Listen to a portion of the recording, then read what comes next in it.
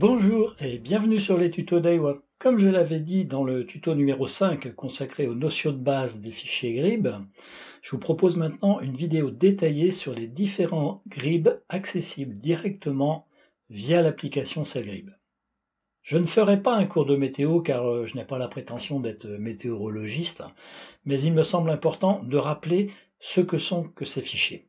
Les fichiers GRIB sont souvent des fichiers de vent, mais il existe aussi des GRIB pour les vagues, les courants de marée et les courants océaniques. Ces fichiers sont construits par des programmes informatiques qui tentent de prévoir le comportement de l'atmosphère en appliquant des règles physiques et mathématiques connues. Des algorithmes définis par des ingénieurs météo se chargent ensuite de sortir les données de prévision selon un maillage plus ou moins fin. Les données issues de ces modélisations sont à l'origine de toutes nos prévisions météo, dont ces fameux fichiers GRIB qui nous apportent quelques informations importantes pour nous navigateurs, et notamment la vitesse et la direction du vent, l'évolution dans le temps. Pour certains modèles, on pourra trouver en plus des vents la pression atmosphérique, la température de l'air, la nébulosité, la pluviométrie, la cape pour la prévision des orages et la radiation solaire.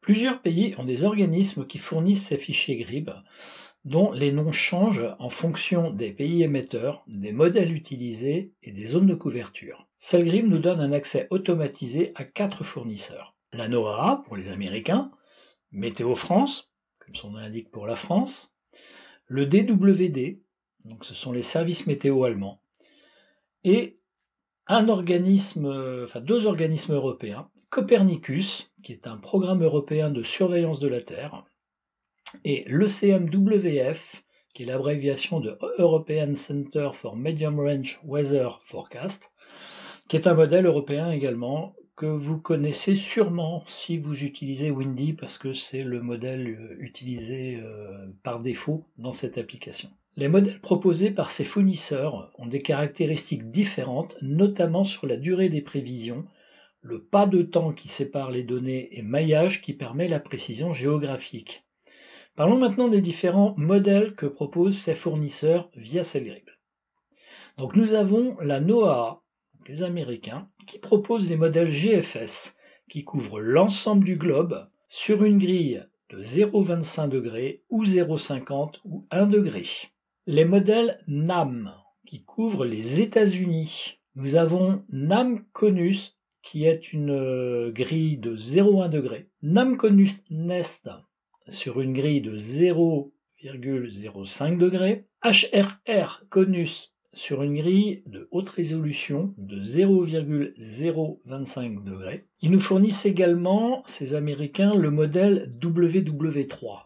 Ça, c'est pas un modèle de prévision de vent spécifiquement, c'est un modèle pour les vagues sur le globe entier, mais uniquement sur les mers ouvertes, et cela sur une grille de 0,5 degrés. Ils nous fournissent également les modèles NCOM pour les courants océaniques et les marées qui couvrent les côtes d'Alaska, d'Amérique de l'Est et de l'Ouest, des Caraïbes et d'Hawaï. Météo France, il nous propose les modèles Arpège Monde, qui couvrent, comme son nom l'indique, l'ensemble du globe, sur une grille de 0,50. Il nous propose le modèle Arpège Europe, qui couvre, comme son nom l'indique, l'Europe, sur une grille de 0,1 degré. Il nous propose Arome 0025, qui couvre la France, cette fois-ci, sur une grille fine de 0,025 degrés. Et également Arome HD, haute définition, donc là sur une grille de 0,010 degrés, qui couvre la France en haute résolution. Il nous propose également les Antilles, avec Arome Antilles à 0,025 degrés. Les Allemands, la DWD, eux, ils nous proposent les modèles Icône. Donc nous avons l'Icône globale, qui couvre le monde entier sur 4 grilles différentes, que l'on verra tout à l'heure en allant directement sur Celgrib. Une grille à 0,125 degrés, une à 0,25 degrés, et une à 0,50 et une à 1 degré.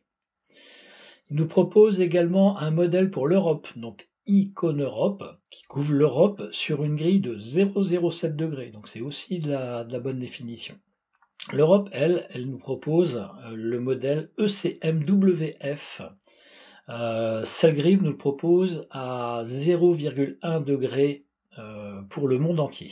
Copernicus, Mercator Ocean nous propose 6 modèles, mais pour des courants océaniques et de marées pour différentes zones du globe sur des grilles différentes. Comme vous allez le voir, on va trouver Copernicus IBI qui couvre les côtes atlantiques européennes et la Manche, ainsi que le détroit de Gibraltar, sur une grille de 0,03 degrés. Donc tout ça, c'est pour les courants. Hein. Copernicus Global SMOC, qui couvre toutes les mers du globe sur une grille de 0,08 degrés. Copernicus Global MET, qui couvre toutes les mers du globe, elle aussi, sur une grille de 0,25 degrés.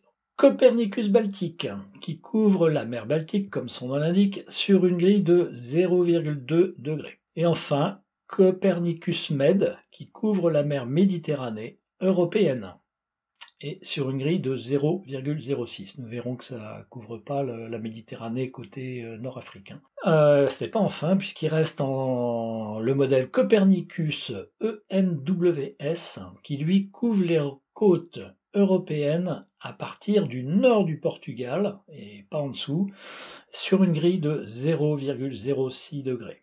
Donc tout ça, c'est pour les courants marins. Voilà, ce point étant fait, je vous propose de nous retrouver directement sur Cellgrib pour que je vous présente les différentes fonctionnalités de chacun de ces fichiers.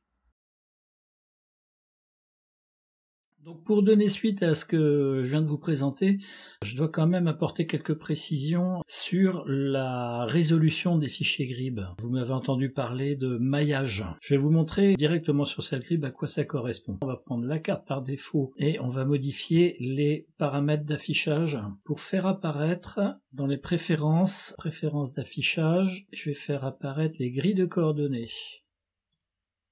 Donc là, on se retrouve avec une carte qui nous montre les grilles des coordonnées. Donc ça, ça représente finalement un maillage. Ce maillage, il va évoluer en fonction du zoom que vous allez faire. Prenons compas à pointe sèche, positionnons-le 4 degrés par exemple ici. Prenons à 5 degrés pour en connaître finalement la distance qui sépare ces deux points. Donc là, je vais zoomer un peu pour voir si je suis toujours sur la grille. Donc là, qu'est-ce qu'on peut voir? On peut voir que pour entre 4 degrés ouest et 5 degrés ouest, donc 1 degré de latitude, donc on sait que 1 degré représente à peu près 40 000 et demi, peut-être un peu plus, peut-être 41. Et maintenant, allons télécharger un fichier GRIB. On va prendre le GRIB GFS 1 degré. Donc on prend GFS 1 degré. Donc là, il nous télécharge un fichier GFS sur cette zone-là. Dans un fichier GRIB, les barbules sont positionnées à l'intersection du maillage. Ici, 1 degré entre là et là, c'est ce qu'on a vu précédemment, mais on a également 1 degré à la verticale entre ici et là-haut. Voilà le maillage. Un fichier GFS à 1 degré, on a bien une information de vent tous les 1 degré d'est en ouest et de sud au nord. Ça nous donne quoi? Finalement, ça nous donne la précision du fichier. Et là, on peut constater que, par exemple, sur une traversée du golfe de Gascogne, eh bien, on n'a pas beaucoup d'informations de vent. Finalement, on en a une au départ, 3 au milieu et une à l'arrivée. Ce qui fait pas beaucoup. Je dirais qu'un maillage à 1 degré, c'est pas très utile. Prenons maintenant un autre fichier GRIB. On va prendre un GFS à 1 demi-degré, le GFS 0,50. Donc là, on va s'attendre à quoi? Et voilà, le demi-degré, finalement, il va nous mettre une information ici, mais il va nous en mettre une au milieu. Hein, voyons ça tout de suite. On a bien une information au point 4 degrés ouest, par exemple ici, une information à mi-parcours, et une autre information à 5 degrés ouest. Et pareil à la verticale. Donc du coup, là, dans cette zone, au lieu d'avoir, si on prend juste cette zone-là, ici, au lieu d'avoir 4 informations comme on en avait tout à l'heure, on en a maintenant 3, et 3,6, et 3,9. On est déjà beaucoup plus précis. Prenons maintenant un GFS 0,25. GFS 0,25, c'est encore le double du 0,50, puisqu'on divise par 2. Donc là, on va être au quart de degré. 0,25, c'est un quart de degré.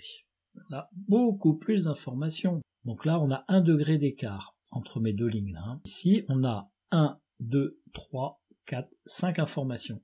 Donc on est bien en quart, on a bien 4 zones, 1, 2, 3, 4 intervalles, donc on est bien en quart de degré.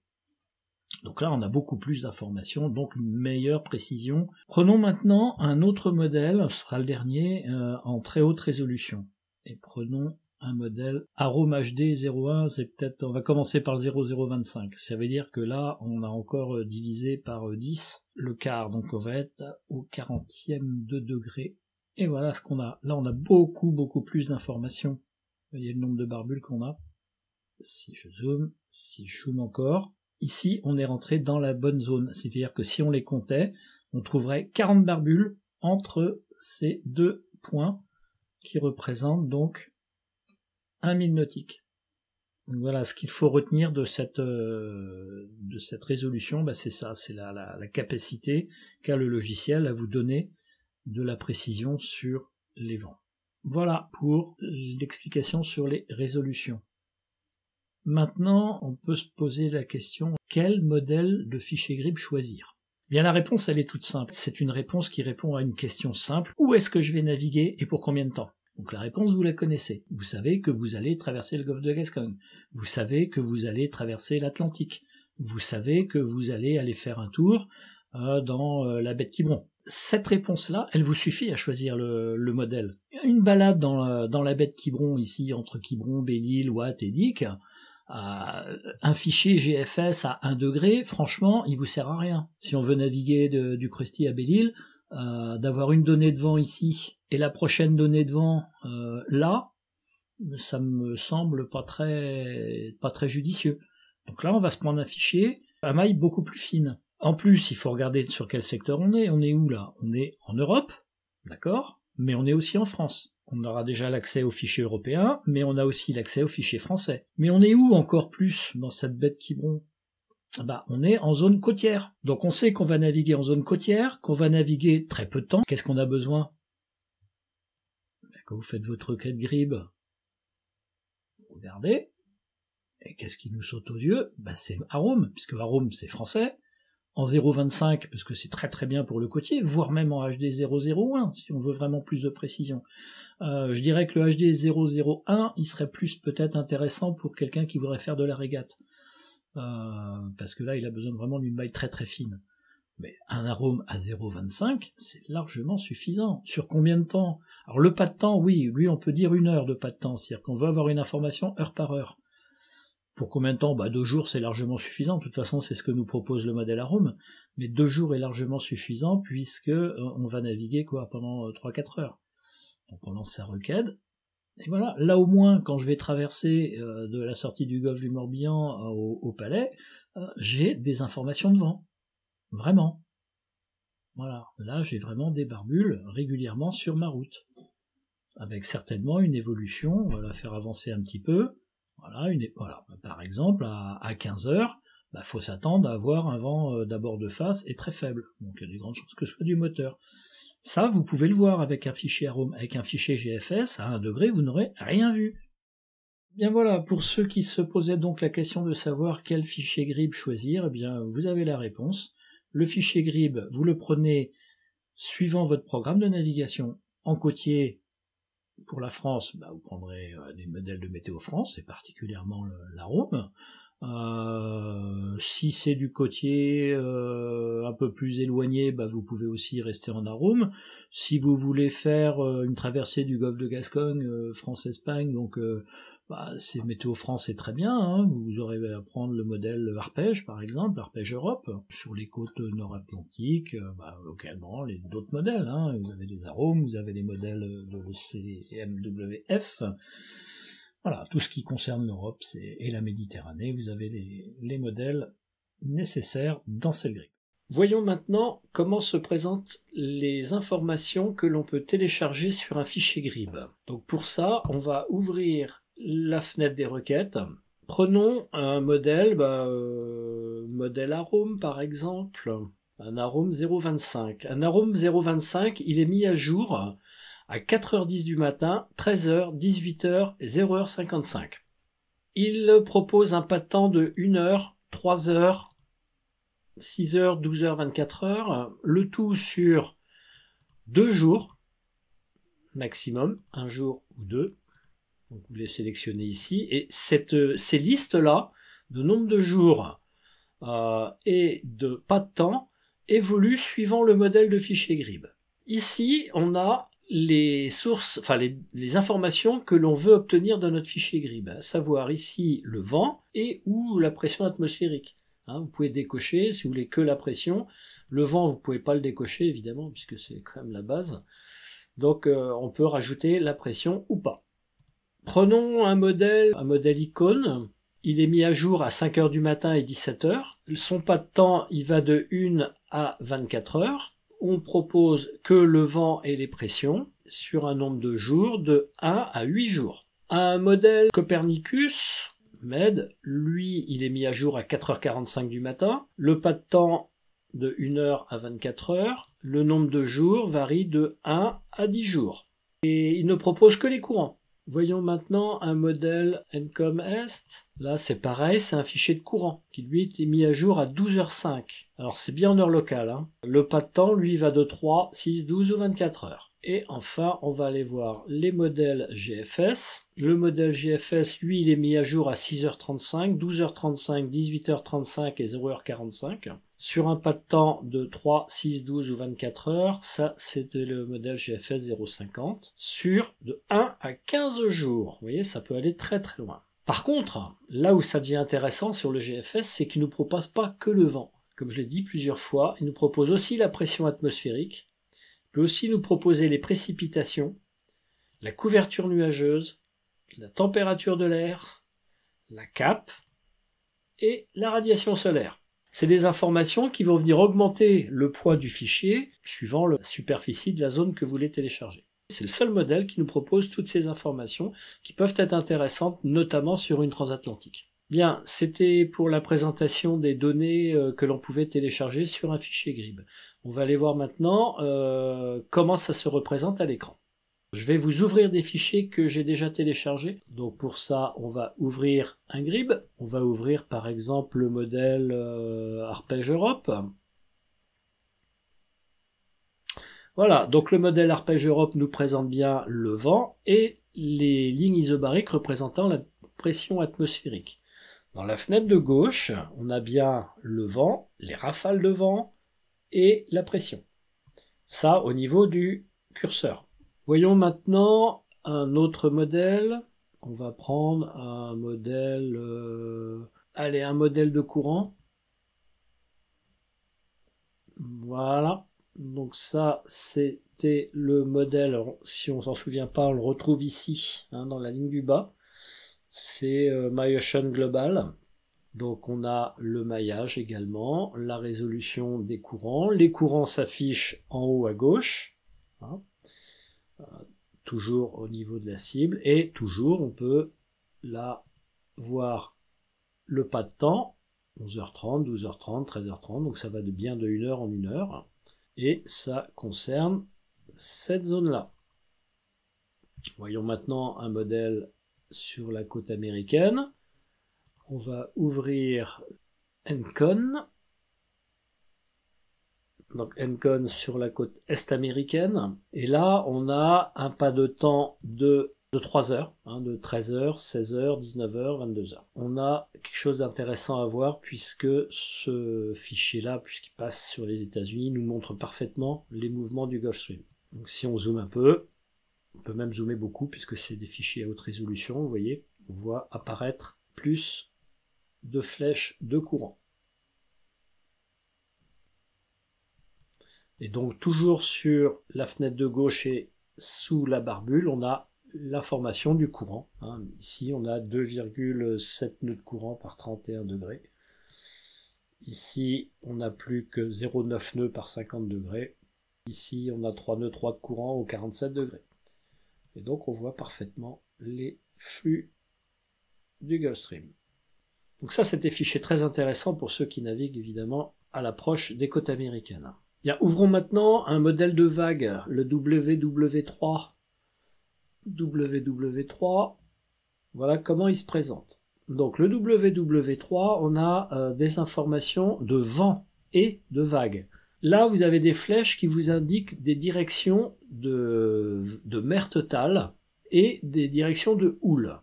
Donc, sur cette zone-là, on a ici la mer totale, 4,30 m, c'est la hauteur de la vague hein, moyenne. Hein.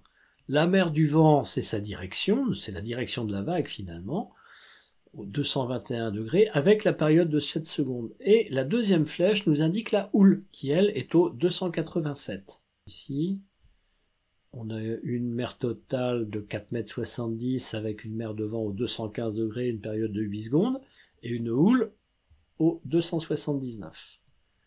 Là, dans cette zone-là, il n'y a plus qu'une flèche, il n'y a pas de houle indiquée, c'est la mer. Hein, donc une mer de 5,60 m au 232 degrés avec une période de 10 secondes. Là, j'ai ouvert les options de carte.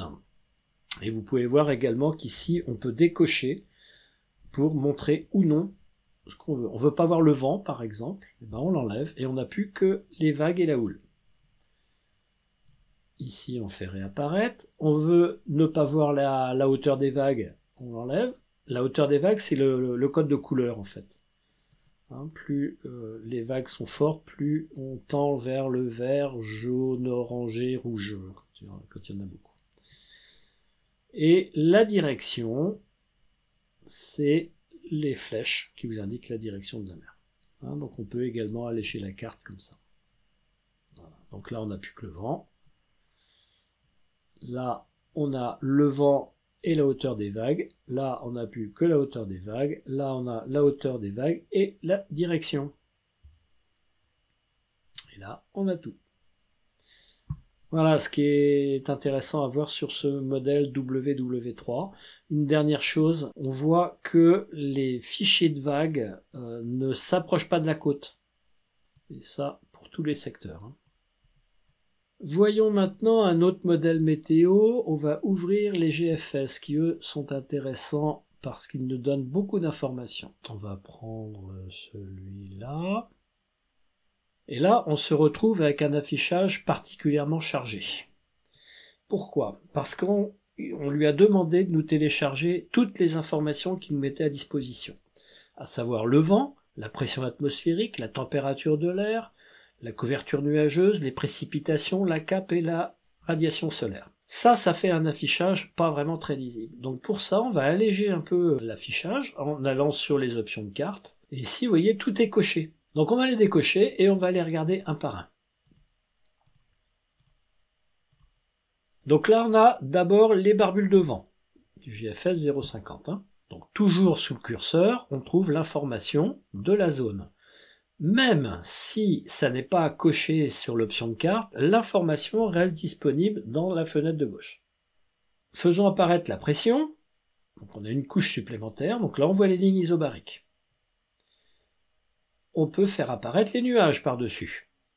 Les nuages se représentent sous forme de nuances de gris. Voilà, là ça représente les nuages. Donc plus ils sont foncés, plus ils sont denses, et plus ils sont clairs, plus ils sont légers. La preuve, c'est que là où il y a mon réticule, actuellement, on a une couverture nuageuse de 7%. Si on le déplace sur la zone d'après, ici on est à 61%. Ici, il y a 100% de nuages. On peut enlever le vent, si on veut voir que les nuages et la pression atmosphérique. On peut montrer les nuages et la pluie. Voilà la pluie qui apparaît ici. Alors on va enlever les nuages pour mieux les voir. Voilà.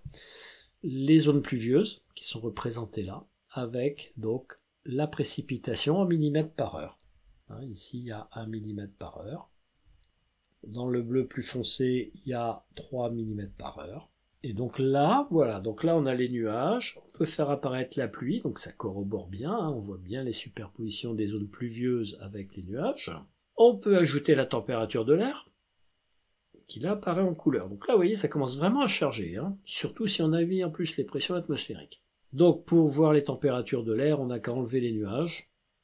Voilà, là on a les températures. Donc effectivement, ici, on a 26 degrés. Dans cette zone plus claire, il fait 24 degrés, et dans cette zone beaucoup plus claire, il fait 19 degrés, et ainsi de suite. On peut enlever la pluie, ne laisser que la température de l'air. Faisons apparaître la cape. capte, c'est les zones orageuses.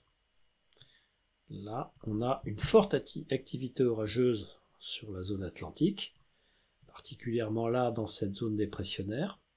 Donc ça, c'est l'activité orageuse. On peut l'enlever et on peut voir maintenant la radiation solaire.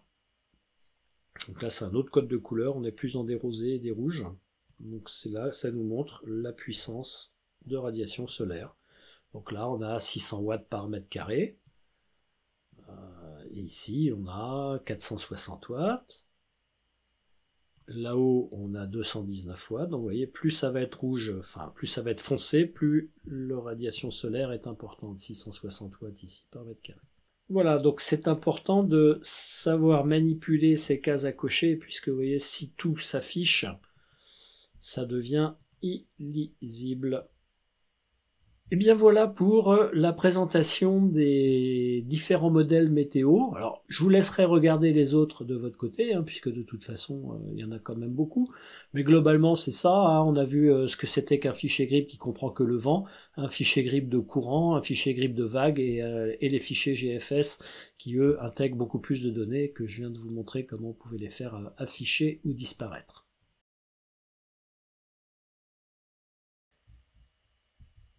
Bien, pour conclure sur les fichiers GRIB, il y a une chose dont vous devez rester conscient, c'est que c'est des prévisions et qu'une prévision météo n'est pas une science exacte. N'allez pas vous fâcher si vous avez un fichier GRIB qui vous dit que vous allez avoir 14 nœuds par le travers et qu'en fait vous en avez que 7 de face. C'est malheureusement que des prévisions mathématiques faites par des ordinateurs sans intervention humaine. Donc c'est des fichiers quand même fiables, mais pas à 100% de toute façon. Sur la durée des prévisions, c'est important de ne pas faire confiance sur des longues durées. Une prévision pour la journée ou pour les 2 jours ou 3 jours à venir est plutôt fiable.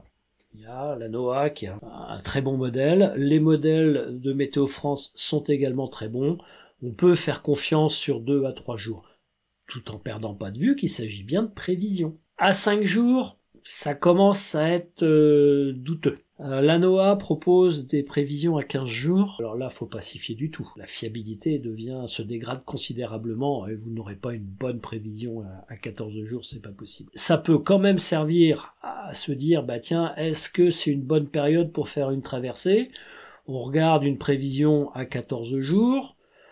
Ouais, ça a l'air pas mal, il s'annonce peut-être quelque chose, peut-être pas, mais voilà, c'est pas raisonnable. Donc mieux vaut prendre des fichiers météo tous les jours, voire plusieurs fois par jour, puisque vous avez vu que certains modèles ont des fréquences d'actualisation élevées, donc on peut mettre à jour ces fichiers régulièrement, d'autant plus que vous ferez ça sur des petites zones de couverture. C'est celles qui correspondront à ce que vous allez parcourir comme distance dans un laps de temps que vous définissez. Donc le fichier GRIB sera faible en quantité de données. Donc avec un Iridium Go, vous pouvez prendre régulièrement des petits fichiers météo, c'est pas un problème. Donc en résumé, prenez des petits fichiers régulièrement. Ne vous fiez pas à de la prévision au-delà de 3 jours. On peut pas dire qu'il y ait des modèles meilleurs que d'autres. Souvent, ils sont un peu différents, donc faut les comparer.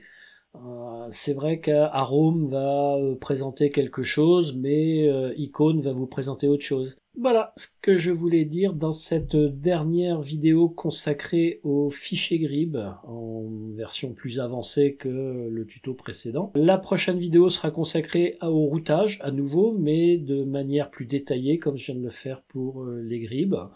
On parlera de routage beaucoup plus précisément que la première fois.